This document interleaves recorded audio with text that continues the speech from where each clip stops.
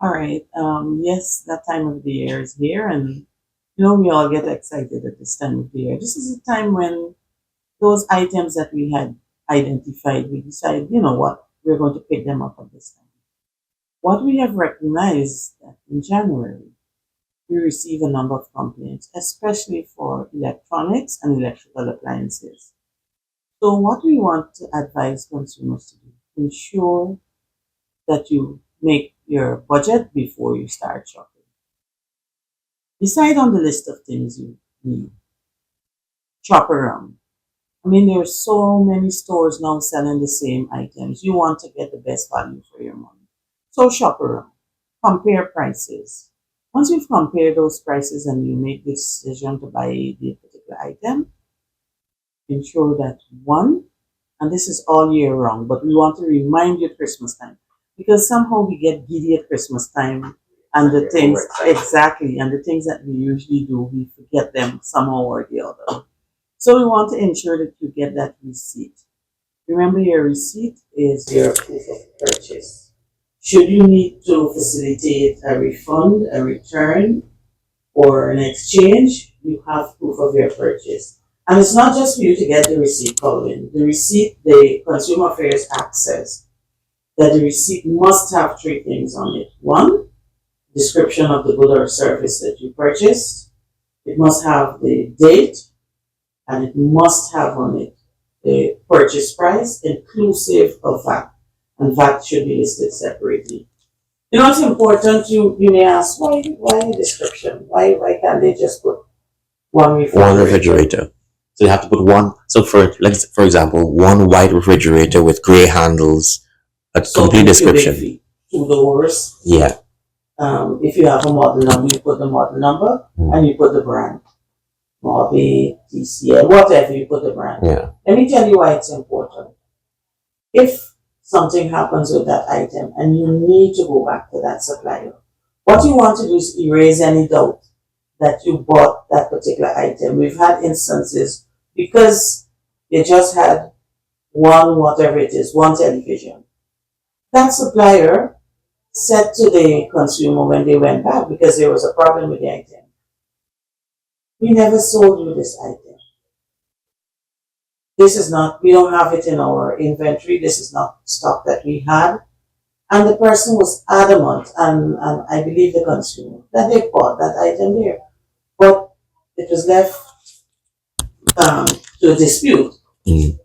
because there was no description of the item purchase. Yeah. So that's how it's important. The date is important also because we will come to the issue of warranties.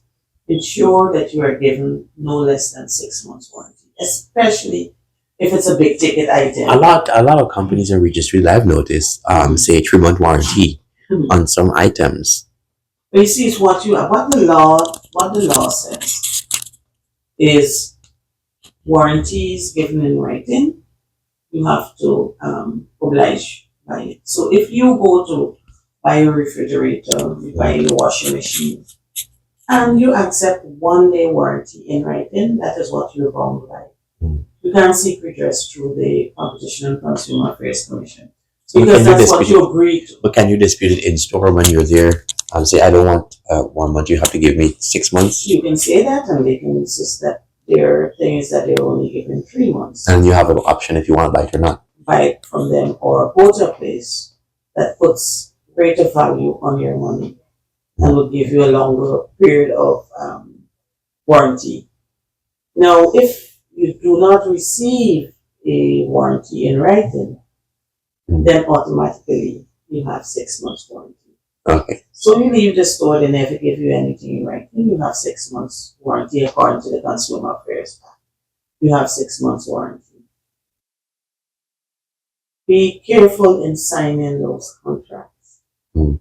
We have a mentality here where we We like just give you a to piece of paper and we sign it. sign here. Yeah. Where that X is, sign here. I know I'm guilty of that sometimes, right? Yeah. Sign here, sign here, sign here. We sign, Mm. and then a couple of months after, something happens, and then we realize, you know what? We signed away all of our rights, Mm. but there's nothing we can do about it because their signatures are fixed to that document. Mm. So before you sign that contract, we ask you to read it. Mm. You can ask to take it away, have somebody who you have confidence in who would understand what is written there if you don't. And agree on the terms and conditions before you sign that contract. It's very, very important.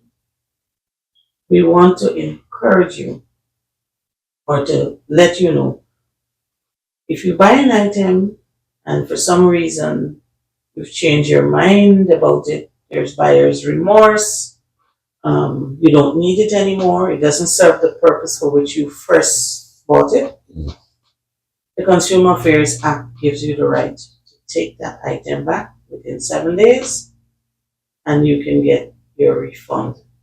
I was going to get to that. Those businesses that charge a restocking fee, They're in their right. Uh-huh. That's a part of the Consumer Affairs Act. So they can keep up to 10% restocking fee. Some of them are good suppliers. They do not charge that restocking fee. Some do. Some charge the 10%. Some charge less, but it's up to 10%, no more than 10% restocking fee. And for you, the consumer, I want you to know it must be in its original package, not used, not tampered with. I like to say, not because you have those rights that you're going to abuse it, because the Consumer Affairs Act is a fair and balanced one. So it caters also for the supplier. You're not to buy the item, try it out, then decide, you know what, I don't like it anymore. I'll take it back. That supplier can't sell that item as a new item again. it's reused. Exactly. So it has to be in its original package, not used, not tampered with. And you have 7 days after purchase to take it back. After 7 days, they're not obligated to take it back from you. I know someone recently bought a cell phone, and the cell phone stopped working. The SIM card wasn't picking up for some strange reason. They took it back, and the store owner said, "We can fix it." Should a person in an instance like that, should you accept a fix or should Yes, you? they're the 3 R's. And we encourage you to first give the supplier the chance to repair. If within 14 days they have not completed the repairs, they have to give you what we call a loaner, what the act refers to as a loaner. So he has to give him a cell phone of the same function and value for him to use. If he still does not have it repaired, then you, in this instance, because it's defective, you can either ask for a full refund or a replacement of the item.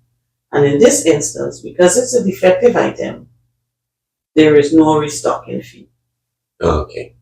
So once the item is defective, you take it back. 3 R's: repair, replace, or refund. Got it.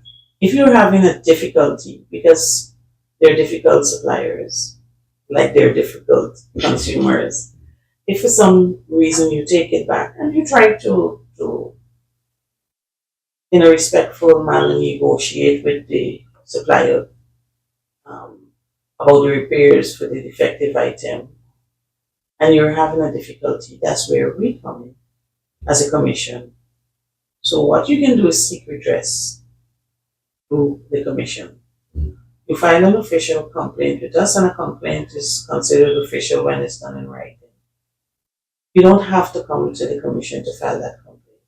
You can file it via our website, ccac.gov.gy. Click on the complaint form, fill the information, provide any supporting documents you have, and we will seek redress. We will engage the supplier on your behalf. So it's important that you know that there's a place for redress. As a matter of fact, as we're talking, I can say to you that from January to date, we've had 461 complaints filed by consumers. Across the country? Yes, across the country. And these come from all the regions, to the value of 471,300,000 300,000. Oh wow. Yes. Yeah. Um, and so people are becoming more conscious now, and are filing their complaints. They're no longer letting it go, and we are happy to seek redress on their behalf. What we want to see also is that suppliers become more compliant, and so the number of complaints will come down because they're complying. Mm. And we have categories, the categories of complaints. So electrical, Electronics. and yes, appliances, electronics and electrical appliances are up there. Mhm. Then we have the auto industry, because everybody, It's a refurbished. Yeah, it's yes, full of refurbished cars. Yeah. and people are buying cars. You see what's happening Yeah. on the roads, and because we have a building boom, construction. So Yeah. we're getting those construction But complaints. how does the construction one work? Because a house is not well, is it a product?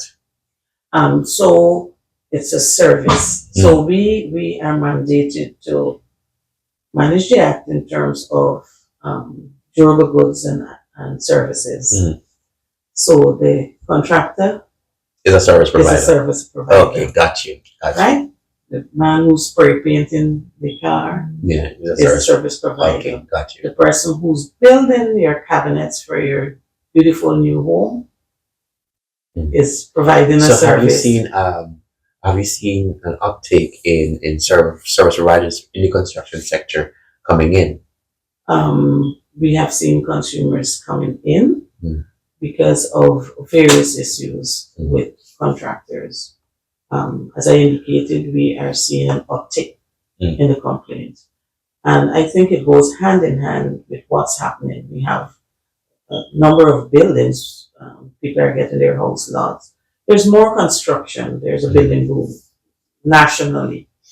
So, of course, you will see those complaints coming in. Okay. Yes. So we want to encourage you, ensure you get that warranty. Yep. Ensure you do not affix your signature to any contract You have to. that you have not read. Yes. Read that contract, not just read, but read and understand what you're signing into. Aside from that, if you're going to, and this is on you now, if you're going to buy that refrigerator, you're going to buy whatever it is you're going to buy, ensure that the space in your house. Yeah, I've heard of instances where somebody bought something and can't fit through a door. Can't fit through the door, and even if it fits through the door, it can't fit in the space in the home that you identified to place that item. So it's important that you do your measurements, those little things, right? And don't get so giddy that you forget to do your homework. I was guilty of that one time. Bought a fridge.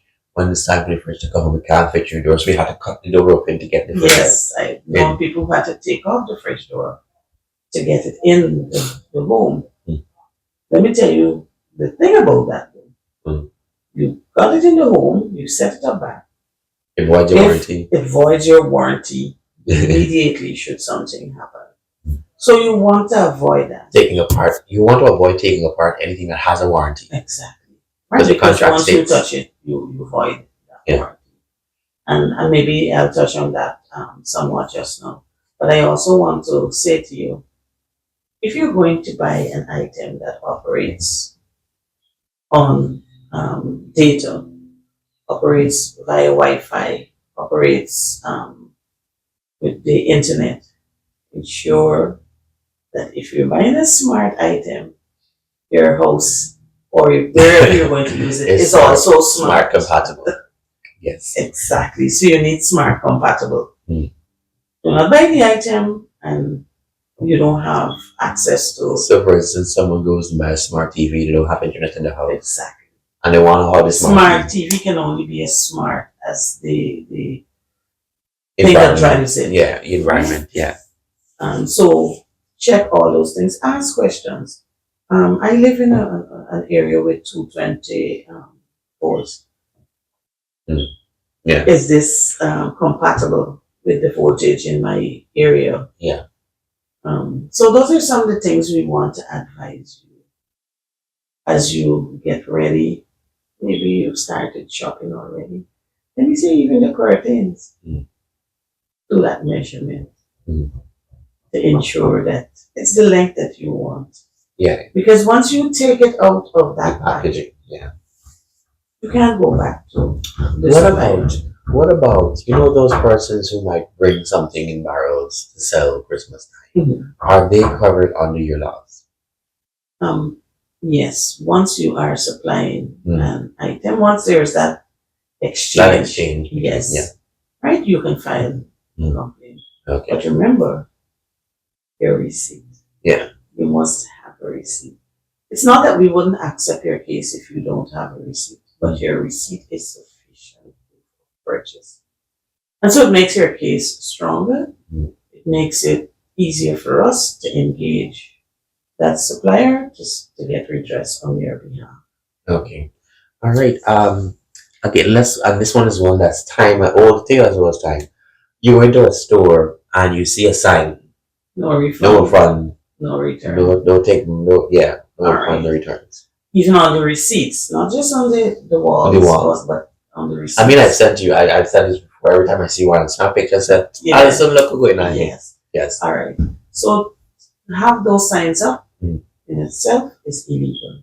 Mm. Not just the practice of not giving refunds and returns, but to have the sign up Mm.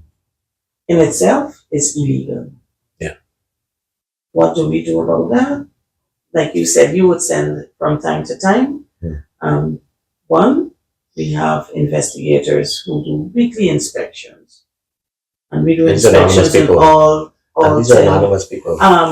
We do our own mystery shopping sometimes, but no, these are investigators who approach, Mm. right? It's not undercover. We approach and we indicate what we're about, and we're checking to ensure your compliance with the Consumer Affairs Act. Mm. So we check for things like prices displayed, because the act says that you must have your prices displayed, and it should list the VAT, that it's VAT, it attracts VAT, Mm. and the VAT should be listed. We check for things like your return and refund policy, your warranty, Yeah. issuance of receipts, that you don't have those signs up. And so once we find those signs are up, we ensure that they're taken down, Mm. because it's against the Consumer Affairs Act. Mm. What we do once we find you non-compliant, we give you, because you might be non-compliant not because you want to deliberately be You don't know. non-compliant, but you are not aware. And so we issue you with an excerpt of the Part 4 of the Consumer Affairs Act, Mm. which talks of the duties of suppliers, and we give you a chance to bring your business in compliance. For those businesses that are compliant, we issue you with a compliance certificate that you can proudly display along with your GRE and your NIS and your other certificates. Consumers who see that certificate out there know that you're shopping at business that respects your rights as a consumer. Know that you're shopping at a business that is compliant with the Consumer Affairs Act, and therefore you will get value for your money. So that's a business that's issuing warranties, that's a business that gives receipts, that's a business that adheres to the return and refund policy. I know people ask, what about the exchanges? Because you've had situations where, all right, you don't want the item anymore, but you are willing to maybe exchange it for something, or you're not willing to exchange it for something. You want your money back, even with the 10% less. You want your money back. There are some suppliers who insist that you exchange the item. They cannot insist that you exchange the item.